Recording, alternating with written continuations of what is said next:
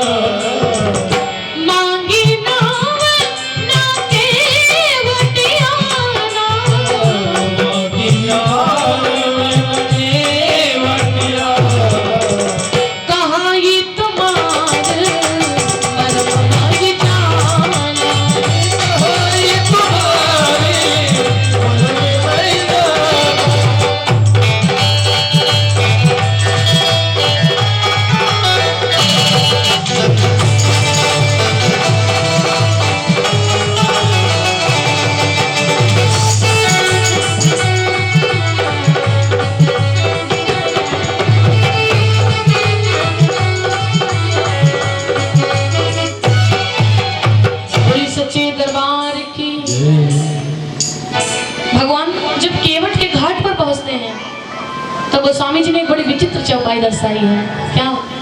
मांगी नावना केवट आना और कहा ये तुम्हारे मरम माई जाना। इस अर्थ चौपाई में 3 अर्थ छिपे हुए हैं। क्यों? कहते कि जहां पर बीच में ना शब्द लगा होता है वो दोनों तरफ बराबर काम करता है, और इस चौपाई में बीच में ना शब्द लगा है। बोले मांगी नाव, ना लगा कि नहीं लगा? उसके बाद में फिर है केवट आना, इसमें बीच में ना शब्द लगा हुआ है, और जहां पर बीच में ना शब्द लगा होता है वो दोनों तरफ बराबर काम करता है भैया। एक अर्थ इस चौपाई का यह निकलता है कि मांगी नाव, भगवान ने नैया को मांगा, लेकिन ना केवट आना, केवट नैया को लेकर के नहीं आया। और दूसरा अर्थ निकलता मांगी नाव ना, भगवान ने नैया तो मांगा ही नहीं लेकिन फिर भी केवट आना। 2 अर्थ निकलते हैं। एक ये निकलता कि भगवान ने नैया मांगा, केवट लेकर के नहीं आया, और दूसरा ये निकलता भगवान ने नहीं मांगा केवट लेकिन फिर भी लेकर के आया। जहां पर बीच में ना शब्द लगा होता है वो बराबर दोनों तरफ काम करता है। एक गांव में एक सेठ जी रहते थे, ध्यान से सुनिएगा, और मैं आशा करती हूँ इस बात से आप लोग जरूर समझ जाएंगे कि बीच में ना शब्द लगा होता तो वो दोनों तरफ बराबर काम करता है। एक सेठ जी गांव में रहते थे, बड़े अच्छे आदमी थे सेठ जी, और सेठाइन भी थी भाई। तो एक दिन एक पंडित बाबा सेठ जी की गांव पहुंच गए पोथी पत्रा लेकर के, और जब पंडित बाबा पहुंचे तो माताओं की एक आदत होती है, क्या करेंगी, ये रेखा बड़ी जल्दी दिखाती हैं। बाबा हमारा रेखा देख लो जल्दी, माताओं का ये बड़ा काम होता है, रेखा नहीं दिखाना चाहिए। पहले जैसे आजकल पंडित नहीं बचे हैं, पहले जैसे आजकल संत नहीं बचे हैं। क्यों? कोई अपने ब्रह्म से थोड़ी ना बताता है, नारद जैसे संत थोड़ी ना दुनिया में बचे हैं। इसकी एक पुस्तक आती है, एक किताब आती है, और उसमें सब लिखा होता है। मेरे पास भी है वो पुस्तक, मेरे पास भी वो किताब है, लेकिन हम रेखा किसी की नहीं देखते। रेखा किसी को दिखाइएगा भी मत, हम बताते हैं। जब कोई संत, कोई बाबा, नकली बाबा आपके गांव आएंगे तो जब आप लोग रेखा दिखाते हो तो हम बताएंगे, बाबा कहेंगे क्या आप आपसे, बस यही बताएंगे। जब आप लोग हाथ दिखाओगे तो बाबा सबसे पहली बात ये रखेंगे कि बिटिया तुम्हारा हाथ बड़ा सुंदर है, तुम्हारी हाथ की रेखाएं बड़ी अच्छी हैं। अच्छा थोड़ा इधर से करो, जब ऐसे करोगी तो देखेंगे बिटिया तुम धन बहुत कमाओगी। पहले वो कस के डील कर लेंगे, तभी तो बाद में ठगेंगे वो कस के, लालची बाबा लोग। तो जब रेखा दिखाओगी पहले कहेंगे कि बहुत सुंदर तुम्हारी हाथ की रेखाएं, दुनिया में जितने लोग हैं किसी को ये पहले नहीं बताएंगे कि तुम्हारा हाथ गलत है, तुम्हारा हाथ बुरा है। सबसे पहले मक्खन लगाना चालू, चपरना चालू। जो पंडित बाबा लोग होते बड़े होशियार होते हैं। एक गांव में एक पंडित बाबा हवन कराने गए थे, और पंडित लोग तो भैया चालाक होते ही हैं। तो पंडित जी जब हवन कराने गए, पंडित जी बोली सच्चे दरबार की।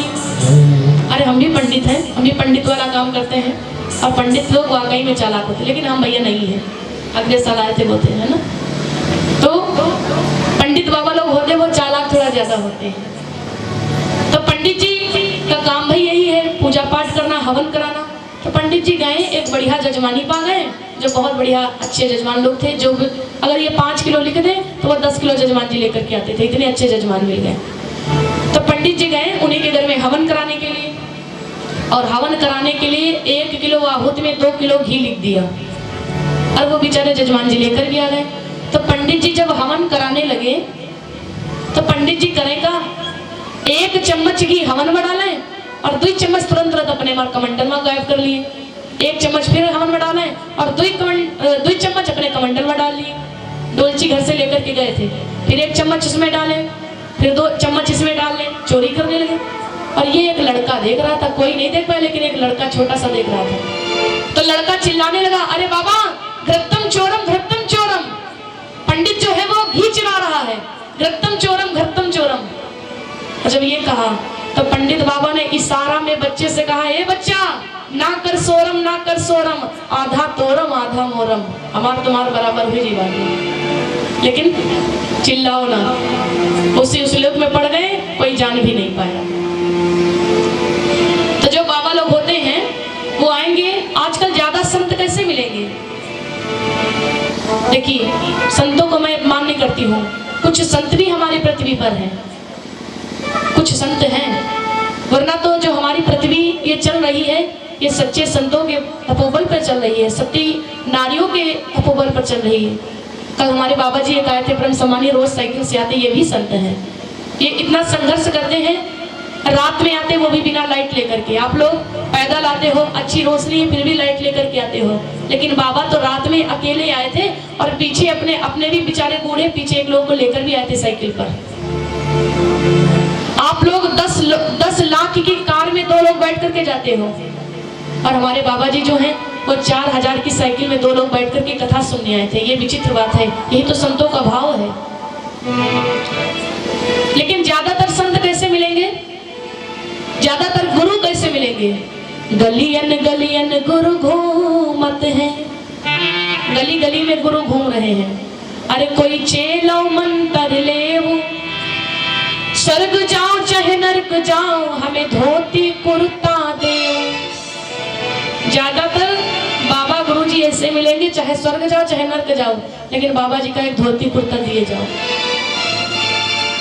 तो जब वो महाराज जी पहुंच गए सेठ जी के घर, पंडित बाबा रेखा देखने की माताओं को काम ही होता है, तो हम क्या बताए थे? पहले क्या बताएंगे कि रेखा बड़ी अच्छी है, और उसके बाद में कहेंगे तुम धन भी बहुत कमाओगी, और तीसरी बात ये बताएंगे बिटिया जो तुम्हारे गांव वाले, जो तुम्हारे रिश्तेदार परिवार वाले हैं ना, वो तुमको देख करके जलन बहुत करते हैं, वो ईर्ष्या बहुत करते हैं। तब आप क्या कहोगे? बाबा ये तो बिल्कुल सत्य है। और उसके बाद में क्या कहेंगे बाबा? बिटिया सब कुछ तो ठीक है, लेकिन एक अल्प बड़ी कठिन है। बाद में ठगे वाला बता दे, एक अल्प बड़ी कठिन है। तब तो मजबूरी में कही हो बाबा वह अल्प जरूर कट जाए, चाहे तो वहां घर जमीन सब कुछ लिखा लियो। और बाबा वही ठग लिया था। बोली सच्चे दरबार की। जब सेठ जी के यहाँ पंडित जी पहुंचे हैं, तो जो सेठाइन थी उनकी, उस समय वो सेठाइन गर्भवती थी, भाई बच्चा होने वाला था। तो जब पंडित जी पहुंच गए तो सेठ जी ने बड़ा स्वागत सत्कार किया, और उसके बाद में सेठ जी ने बैठने के लिए सुंदर सा आसन दिया। जब पंडित बाबा पहुंच गए तो सेठ जी अपने सेठाइन को बुलाए, सेठाइन जरा बाहर आओ।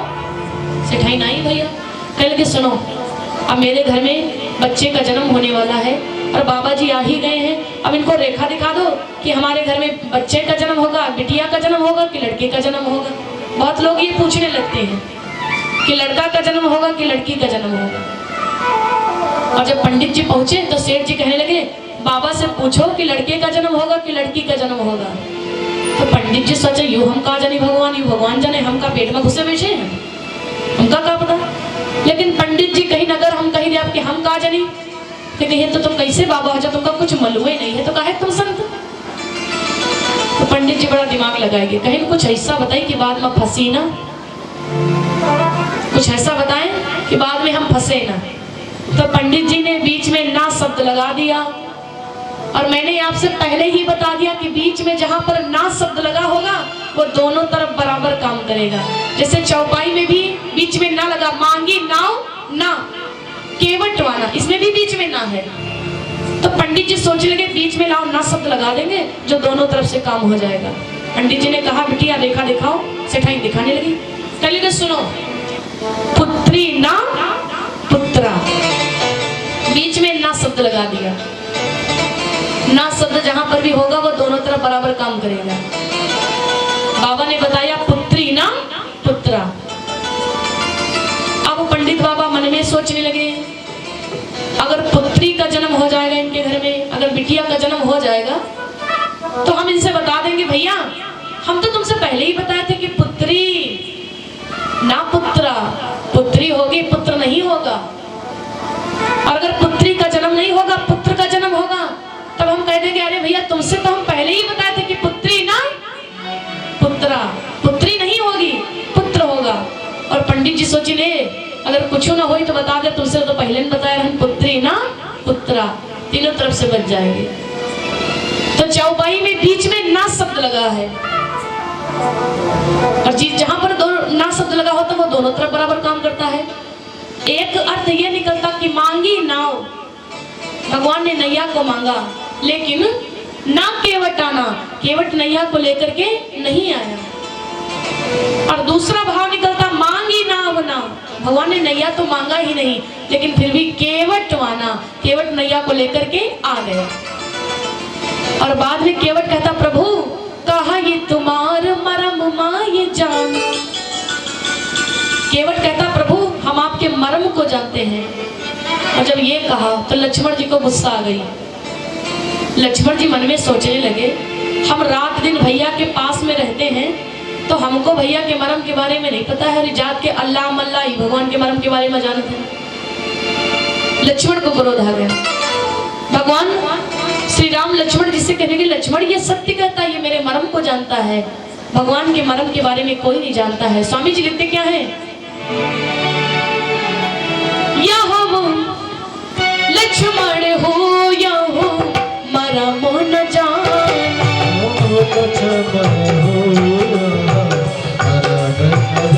भगवान के मर्म के बारे में तो लक्ष्मण जी को भी पता नहीं। और केवट कहता कहा है तुम्हारे मर्म में जाना, मैं आपके मर्म को जानता हूँ। तो स्वामी जी लिखते क्या है, लक्ष्मण हो